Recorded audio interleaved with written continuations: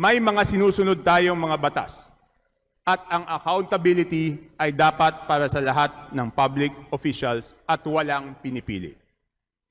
Kahit di hamak na mas malaki ang kontrobersya sa korupsyon na kinasasangkutan ng dating liderato ng House of Representatives at hanggang ngayon ay wala pang nakukulong at mas maliit ang pinag-uusapang halaga sa kay Vice President Sara Duterte ay hindi pwedeng maging dahilan na unahin muna ang mas malaki at huwag munang pag-usapan ang mas maliit na halaga. May mga tatong din sa naging proseso at sa pagkalap ng ebidensya. Gayunpaman, lumitaw ang issue ng SALN, partikular sa hindi pagdedeklara ng cash on hand na nananatiling kailangang malinawan at ipagpaliwanag sa tamang forum. Honorable Tobias Toby Tiangco, Lone District, Navotas is hereby recognized. Mr. Speaker, dear colleagues, ang hirap bumoto ng yes dahil ang sama ng timing nitong impeachment na ito. Nataon kung kailan hirap ang buhay ng ating mga kababayan dulot ng krisis sa gitnang silangan. At mauna pa itong impeachment kaysa pagpasa natin ng batas na makakatulong sa kanila sa panahong ito. Hirap po sila sa presyo ng bilihin. Ang impeachment na ito ay hindi makakatulong na maibsan ang kanilang kahirapan. Ngunit sa ilalim ng ating saligang batas ay may itinakdang numero ng araw para ito ay maresolba sa House of Representatives. Ang hirap bumoto ng yes dahil walang moral authority ang House dahil sa laki ng corruption issue sa mga dating liderato ng House of Representatives sa akusasyon ng mali-maletang ninakaw nila at kanilang mga kasabwat. At ngayon ay humihingi ng accountability sa Vice President para sa mas maliit na halaga.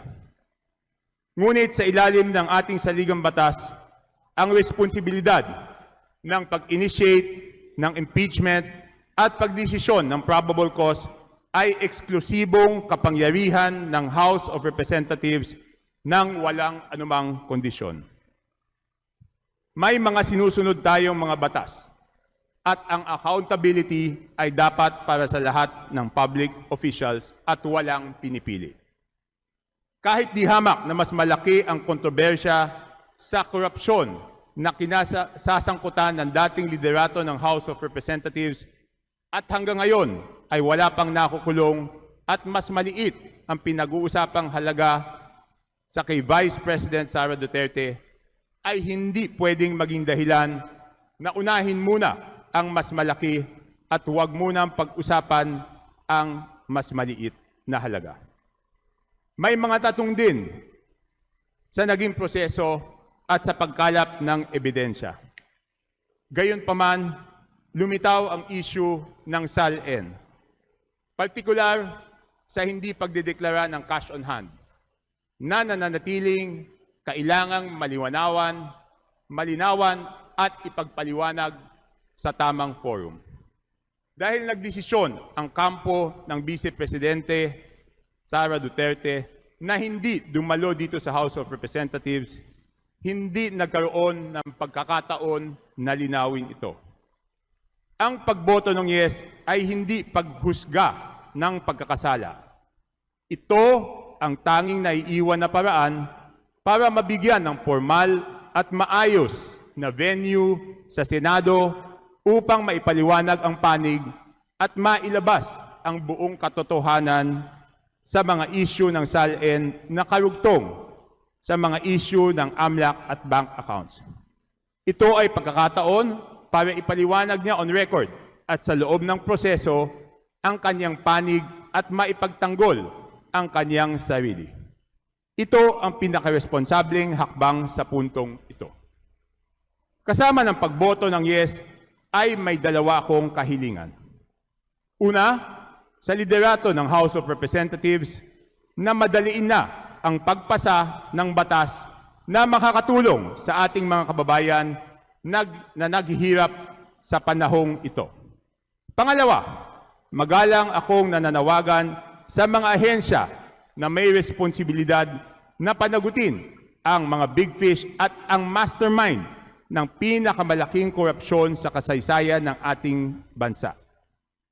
Ako ay buong pusong naniniwala sa kanilang integridad. At alam kong pinagbubutihan nila ang makapag-file ng malakas na kaso na hindi madidismiss sa korte. Ngunit medyo naiinip na po ang ating mga kababayan. Sana po ay may paraan na mas mapabilis ang pag-usad ng mga kaso para ipakitang walang double standard sa accountability. Ipakitang hindi pinoproteksyonan ang kakampi para hindi po isipin ng taong bayan na namimili lang ng kalaban sa politika. Maraming salamat po.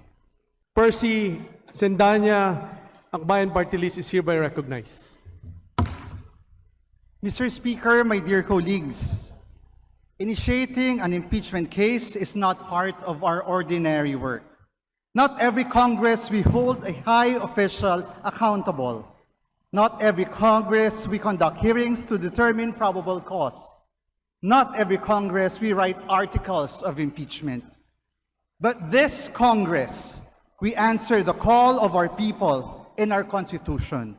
And while we are doing the task, we are called names. Maleta, Crocs, Baklang Ngiwi. Our integrity was questioned. Paldo na naman. Marami daw nag-withdraw ng boto. Congress na bahag ang buntot. We are subjected to mockery and legal harassment.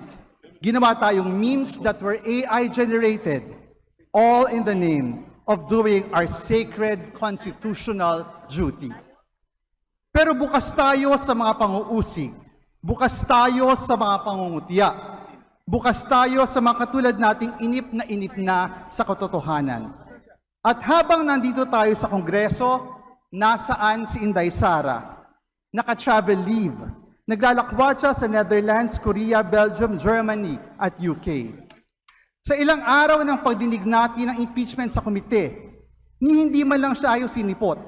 She did not even give an ounce of respect to this eminent constitutional process. Betrayal of public trust, culpable violation of the Constitution, bribery, graft and corruption, and other high crimes. These grounds are no joke, no joke. They don't deserve, we don't deserve VP no-show. As we vote yes this historical afternoon, we are reminding the Filipino people what a public official should be. When asked, bakit natin ito ginagawa? We answer because we are raising the standard of public office. Sinasabi natin hindi ganito ang gusto nating leader. Ayaw natin sa leader na bilyonarya pala, pero hindi nagdedeklara. Ayaw natin sa leader na nagbabanta ng pagpatay sa harap ng media. Ayaw natin sa leader na kumukubra at naglalabada ng pera mula sa droga. Mr. Speaker, my dear colleagues, 69% ng mga Pilipino ang gustong harapin ni Sara Duterte ang lahat ng aligasyon laban sa kanya. The numbers do not lie. The majority of Filipinos want to start the impeachment trial and they want to start it forthwith.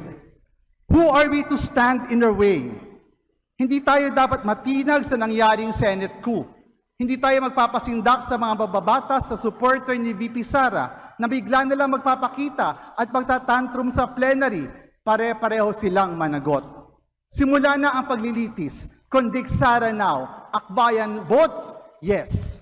Honorable Jude Asidre, Party List Tingog is hereby recognized. Mr. Speaker, I vote yes to the impeachment complaint against Vice President Sara Duterte. I say this with a heavy heart and with full awareness of the weight of this decision. This is not a vote that I cast lightly. In truth, this is a decision I struggled with deeply. I campaigned for Vice President Sara Duterte in 2022. I supported her candidacy. I believed in her capacity to lead and to serve. That is why when the allegations first surfaced and the hearings began, I did not rush to judgment. I listened I waited, I searched for answers. I wanted to believe there was an explanation that could satisfy the demands of truth, accountability, and public trust. But as the hearings progressed, the evidence became clearer. Testimony after testimony, document after document, fact after fact, a pattern emerged that could no longer be dismissed, explained away, or set aside. The evidence before us was not vague. It was not light. It was not something I could pretend away simply because the decision was difficult. It was substantial, serious, and overwhelming. And when the evidence becomes overwhelming, conscience leaves us with only one honest choice.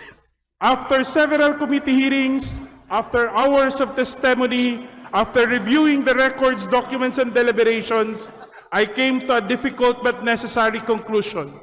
There are compelling grounds to support the impeachment complaint. Public service, Mr. Speaker, sometimes asks us to make difficult decisions. At times, it asks us to stand apart from those we once stood with. It asks us to place duty above comfort, conscience above convenience, and country above loyalty. I voted to approve the impeachment complaint because my conscience would not allow me to do otherwise. I signed it because accountability must always remain consequential to our democracy. I signed it because no public office, however high, should be beyond scrutiny. I voted to approve it because overwhelming evidence carries a moral demand. It asks us to act. Mr. Speaker, here I stand and I can do no other. This vote is not about politics. It's not about public judgment. It is about the rule of law. It is about institutional accountability. It is about the courage to follow the evidence wherever it leads, even when it means standing against someone we once supported. Today, I vote yes because I believe in the promise of public service. I still believe in the dignity of our institutions. I still believe that truth must matter, accountability must prevail, and conscience must guide those entrusted with power. For this reason, Mr. Speaker, I vote yes to the impeachment complaint. Representative Abante, 6th District, Manila, is hereby recognized. Thank you, Majority Leader. And thank you, my dear Speaker. Psalms 11:3 says, "If the foundations be destroyed, what can the righteous do?" Today, the whole of Congress has spoken. This was the statement of one of the most powerful kings Israel ever had, King David. But first of all, Mr. Speaker, my dear colleagues, I would like first to commend the chairman of the Committee on Justice for shepherding with boldness and fairness these impeachment hearings. As we move closer to the impeachment trial, Mr. Speaker, my dear colleagues, this is no longer just about politics. This is about conscience, duty, and the future of our nation. Uulitin ko po, this is not about 2028. This is not about political alliances. This is about whether we still believe that no one is above the law. And I believe this with all my heart, and so do many of my colleagues in this chamber. Our vote today is not a declaration of guilt. It is a declaration that when serious allegations are raised against one of the highest officials of the land, Congress cannot look away. Congress cannot remain silent. Congress must act according to the Constitution and according to conscience. Ang impeachment ay hindi dapat gawing laro ng politika. This is a constitutional process with consequences not just for today, but for generations to come. The Filipino people deserve a trial that is fair, impartial, and rooted in the rule of law. And now, as the responsibility shifts to the Senate, which will sit as an impeachment court, I ask our countrymen to pray for our senator judges.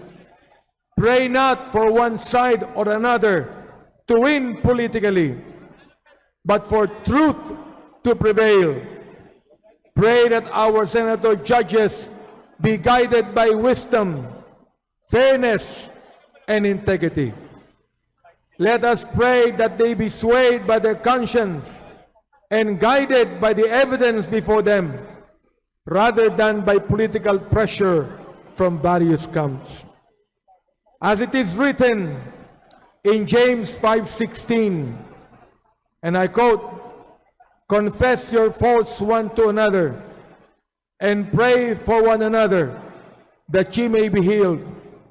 The effectual fervent prayer of a righteous man availeth much." End of quote.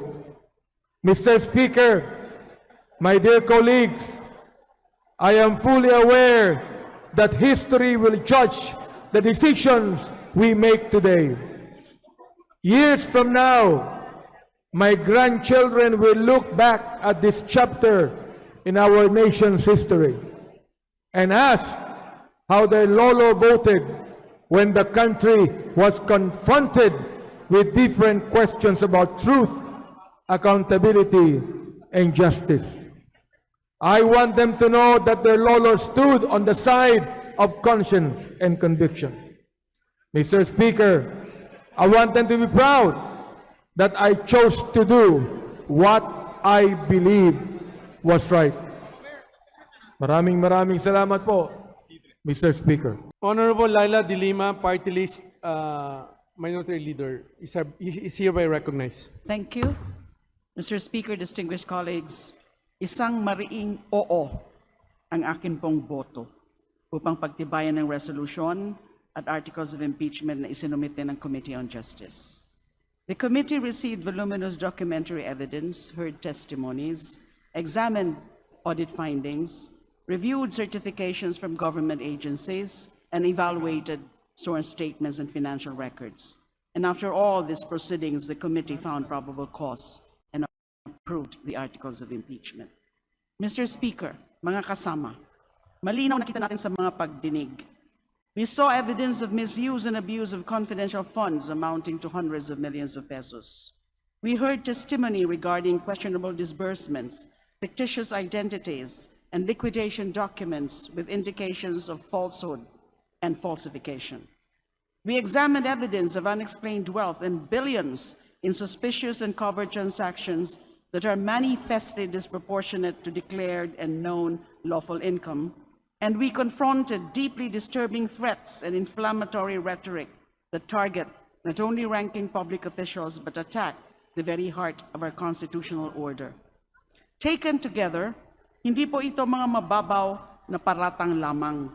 Hindi po ito mga isolated or random incidents lamang. These are patterns of bad behavior. These are habits of abuse of power. These are matters that go into the integrity, accountability, and fitness of a public official occupying the second highest position in our government. Mr. Speaker, let us also be clear. Impeachment is not political persecution. It is not a partisan activity. It is a constitutional accountability mechanism. Mawawalan ng saysayang mandato at diwa ng pananagutan na nasa konstitusyon kung matapos makita ang ebidensya at magpasya sa komite na may sapat at makatwirang dahilan upang umusad ang proseso, ay basta-basta na lang ihinto sa kapulungang ito ang gulong ng hustisya at pananagutan. The constitutional process of accountability could not move forward if we shirked our duties in this House, if we dropped the ball in this plenary. Kaya naman po bilang endorser ng Sabalia et al. Complaint at bilang aktibong lumahok sa mga committee proceedings, I vote yes to affirm the favorable resolution of the committee setting forth the articles of impeachment. Oo, dahil sa prinsipyo at sa ating obligasyon na nakasaad sa konstitusyon. Oo, dahil ang mga ebidensyang iniharap ay nararapat masuri sa isang ganap na paglilitis. Oo, dahil walang sino man, gaano man kataas ang katungkulan, ang dapat mangibabaw sa batas, walang sino man ang dapat makatakas sa pananagutan. At higit sa lahat, oo, dahil karapatan ng bawat Pilipino na malaman ang buong katotohanan ukol sa mga seryosong aligasyon at mabibigat na ebidensya laban sa pangalawang Pangulo. Given these compelling reasons, and for the sake of truth, under the banner of justice and accountability, dapat lang litisin na si VP Sara Duterte sa Senado. Maraming salamat po. Honorable Jose Manuel Tadeo Chel Jokno, Akbayan Party List is hereby recognized. Thank you, Mr. Speaker. I vote a resounding yes. Andyan na po, nakita natin lahat ang smoking guns, ang bilyon-bilyones na perang dumaan sa accounts ni Vice President Sara Duterte sa kabila ng milyones lang na dineklara sa kanyang salin. Ang halos kalahating bilyong piso na confidential funds na winaldas niya at marami pang iba. I could go on and on, Mr. Speaker. Ngayon, panahon na panagutin ang nagkasala. Ito ay para sa ating mga manggagawa na araw-araw kumakayod para may pantustos sa kanilang mga pamilya, sa mga kabataang naghahangad ng mas maayos at tapat na pamahalaan. At para sa lahat ng Pilipino na pagod na sa katiwalian. The House is ready to prosecute, Mr. Speaker, Your Honors. To Vice President Sara, see you in the impeachment court. Honorable Antonino Roman III, 1st District of Bataan is hereby recognized. Mr. Speaker, distinguished colleagues, bumoboto akong pabor sa impeachment batay sa mga ebidensyang inilahad ng complainant na nananatiling hindi napabulaanan at sapat upang magbigay ng finding of probable cause. Inaasahan ng sambayan ng Pilipino ang isang patas na paglilitis sa Senado kung saan magkakaroon ng pagkakataon si Vice President Sara Duterte na sagutin ang mga isyong ibinabato laban sa kanya. Maraming salamat po, Mr. Speaker. Honorable Rene Luis Coong, Party List Kabataan is hereby recognized. Maraming salamat, Mr. Speaker. Mr. Speaker, my dear colleagues, at sa lahat ng ating kababayang nanonood, tumitindig ang representasyong ito sa botong yes. Dahil naniniwala tayo na dapat nang litisin si Vice President Sara Duterte sa lalong madaling panahon sa ngalan ng hustisya para sa taong bayang ninakawan at pinagtaksilan. Umupo tayo ng 8 hearings nitong nagdaang 2 buwan at binaybay ang mga aligasyon laban sa Vice Presidente. Kalakip ng mga ito ay mga ebidensya na naghuhumiyaw, na umiiral ang korupsyon sa ilalim ng kanyang panunungkulan.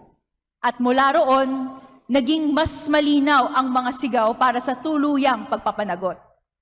Mr. Speaker, sa bawat kategorya ng mga aligasyong pwedeng mabanggit, meron pong ebidensyang naipakita ang House Committee on Justice laban kay VP Sara. May mga saksi tayong nagulat na sinabing utos ni VP Sara na magbigay ng peking ulat sa COA para sa maling paggamit ng confidential funds. May official report tayong hawak na bilyones ang dumaloy sa mga bangko ni VP Sara at kanyang asawa na hindi naman nakaulat sa kanilang salin. Sa parehong salin niya makikita na may mga taon na wala daw silang perang deposito sa bangko. Nakita din natin ng mga video na totoo at beripikado, hindi po AI, na sinasabi niyang nangontrata siya ng tao na papatay sa kanyang mga karibal sa politika. At sa bawat oportunidad na hiniling natin kay VP Sara na ibigay ang kanyang panig, hindi siya nagpakita ni isang beses. Mr. Speaker, sigurado ako, marami sa mga nanonood, may mga kakilalang may mga kinaharap na kaso o kaya ay nakakulong. Bilang karaniwang mamamayan, batid natin ang bigat ng sistemang dapat magbigay ng hustisya para sa lahat. Pero sa kasalukuyan, may mga taong dekada nang nakakulong para sa mga mas magagaan na krimen. Pero dahil mahirap, walang abogado at nabubulok sa piitan. May mga nakagawa ng mga mas malalang krimen, pero walang pananagutan dahil sa limpak-limpak na perang hawak o kaya naman dahil sa mahigpit na kapit nila sa kapangyarihan. Yung mahirap na nagnakaw ng delata kulong agad, pero yung mataas na opisyal na nagnakaw ng milyon-milyon sa kabangyaman, nakakalusot? Hindi po pwede ng ganon, Mr. Speaker. This is about justice, yes. But more importantly, kaming kabataan, tayo, ginagawa natin to para hindi na maulit to. Para sa isang kinabukasang hindi na muling gagamitin ang pera ng bayan para sa makitid na pansariling interes ng ilan. Tanong ng iba, makakain ba ang impeachment, Mr. Speaker? Ang sagot natin dyan ay kung matagumpay na mapanagot natin ang mga magnanakaw at maibalik ang ninakaw na pera sa taong bayan, mabibigyan ng nararapat na serbisyo at suporta ang mga kababayang nagugutom. Kaya hindi kami papayag na ang kasaysayan ng ating henerasyon ay tatatakan na lang ng pangalan ng isang nagtaksil sa bayan na piniling magtago sa likod ng poder sa halip na harapin ang mga tanong sa kanyang pamumuno. Mr. Speaker, as a final word, this representation is convinced bilang tunay at natatanging kinatawan ng kabataan sa Kongreso to stand with the youth. We stand on the side of justice. Wala pagdadalawang isip sa pagpapanagot sa mga kurakot sa gobyerno, lalo na nasa gitna tayo ng krisis. Bumuboto ng yes ang representasyong ito para pagpapatuloy ng impeachment proceedings sa Senado. Maraming salamat, Speaker. And maybe a point of information to the previous manifester, Mr. Speaker, Representative Kiko Barzaga is not the youngest congressman in the House of Representatives. Thank you, Mr. Speaker. Noted. O pagwawaldas niya ng hindi bababa sa 500 million pesos na confidential funds ng OVP at DepEd.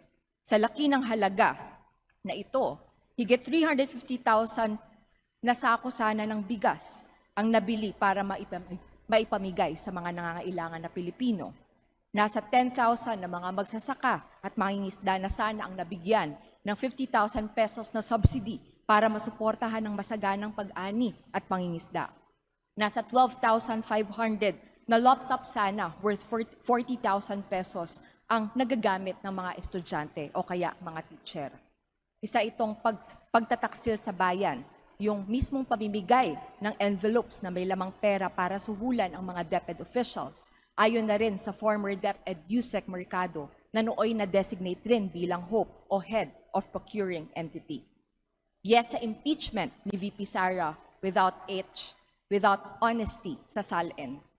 Sino po bang maniniwala na wala po siya ni piso na cash on hand o ni isa o sa bank na deposit man lang mula 2019 hanggang 2024. Samantalang naiulat mismo ng AMLAC na ang kanyang kabuuan na accounts ay may 630 covered transactions at 33 suspicious transactions na umaabot sa higit 6 na bilyon. Mr. Speaker, ni isang beses hindi rin po nag-attend sa mga hearings ng Committee of Justice si VP.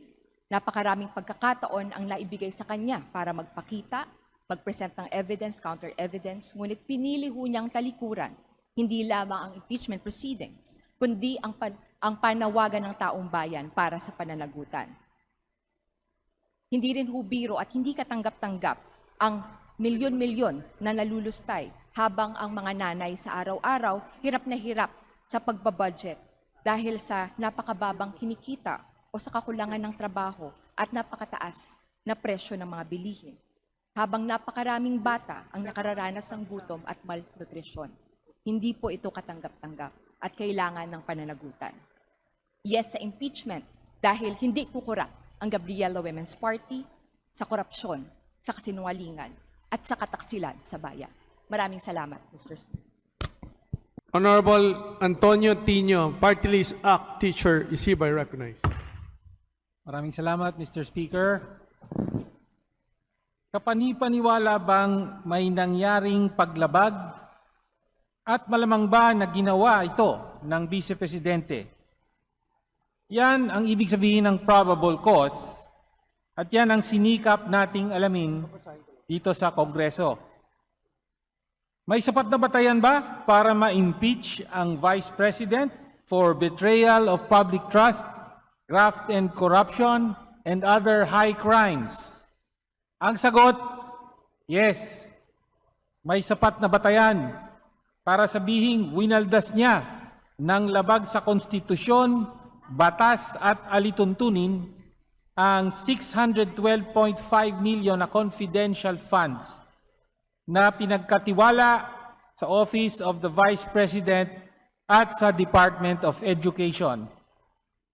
Inutos niya na ipaubaya sa mga hindi autorisadong individual, sina Colonel Lachica at Colonel Nolasco, ang aktwal na paggastos sa buong confidential funds ng kanyang dalawang opisina.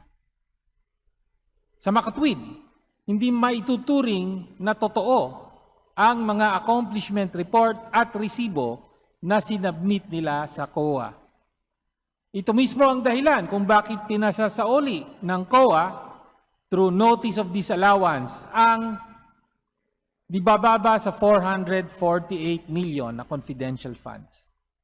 Pangalawa, may sapat na batayan para sabihing merong undeclared wealth ang Vice Presidente. Ayon sa Anti-Money Laundering Council, mula 2006 hanggang 2022, merong 6.7 billion na total na lumabas at pumasok sa mga bank accounts ng Vice Presidente. 4.4 billion ang pumasok at 1.5 billion ang natalang lumabas sa mga covered transactions. Covered and suspicious transactions. Samantala, una, hindi nagdeklara ng cash in hand o in bank sa kanyang SALN mula 2019 hanggang 2024 ang Vice Presidente.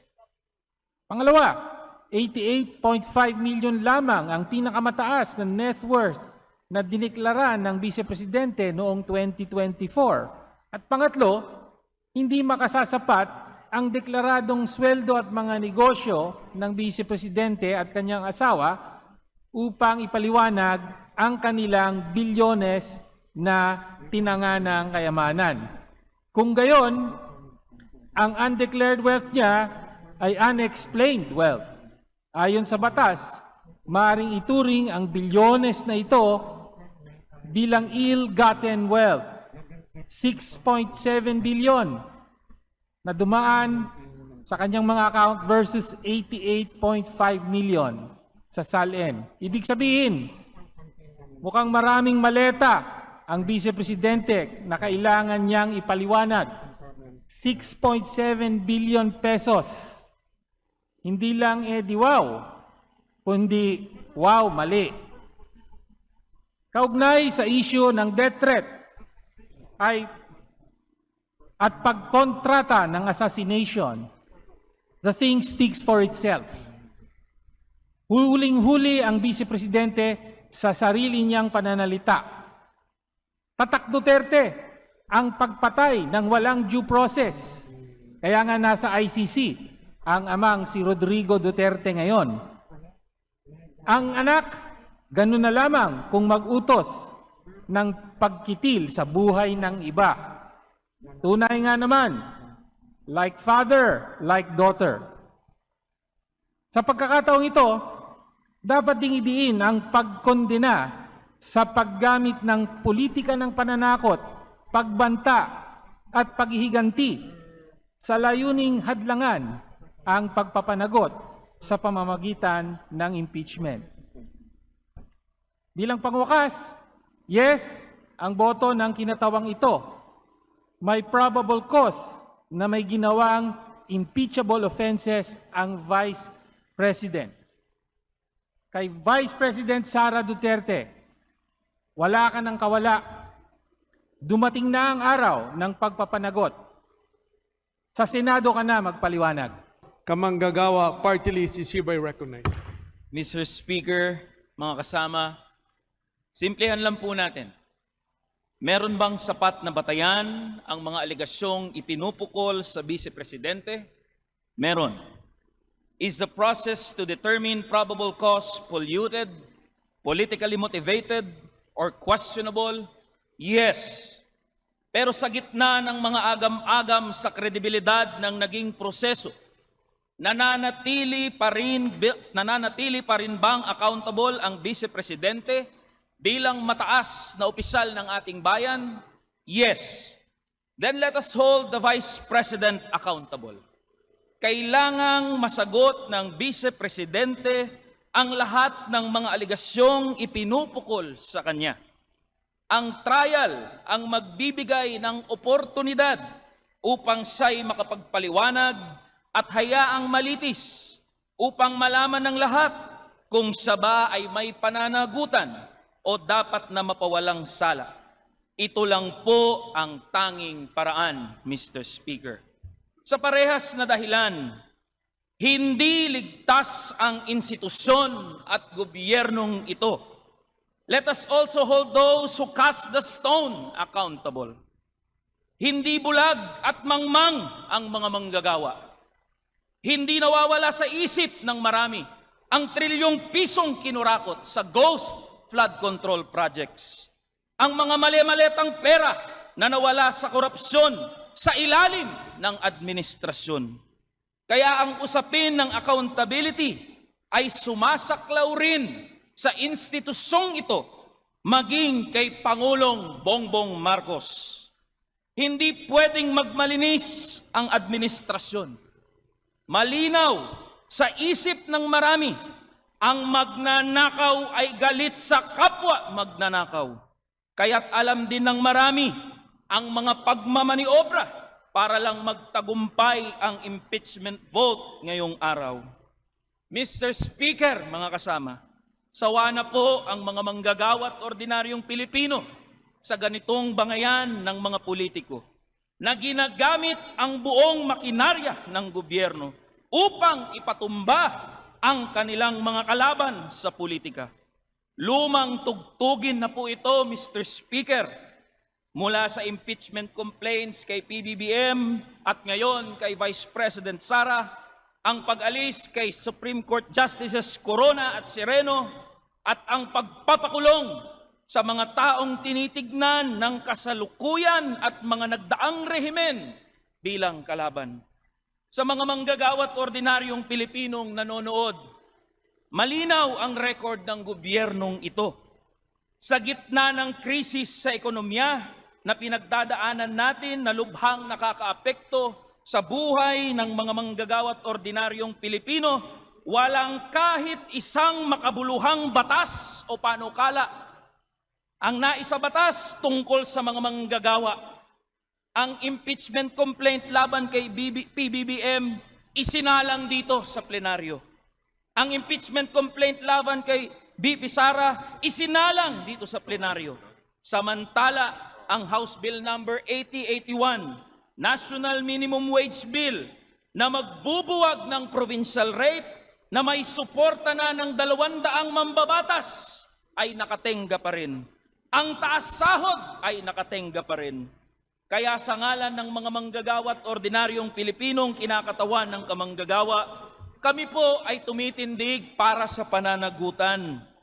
At ang pananagutang ito ay marapat lamang na sumaklaw sa Vice Presidente, sa Pangulo, at sa lahat ng opisyal ng gobyerno. Kakabit ang paninindigang ito, Mr. Speaker, mga kasama. Matapang naming hinahamon ang bulwagang ito.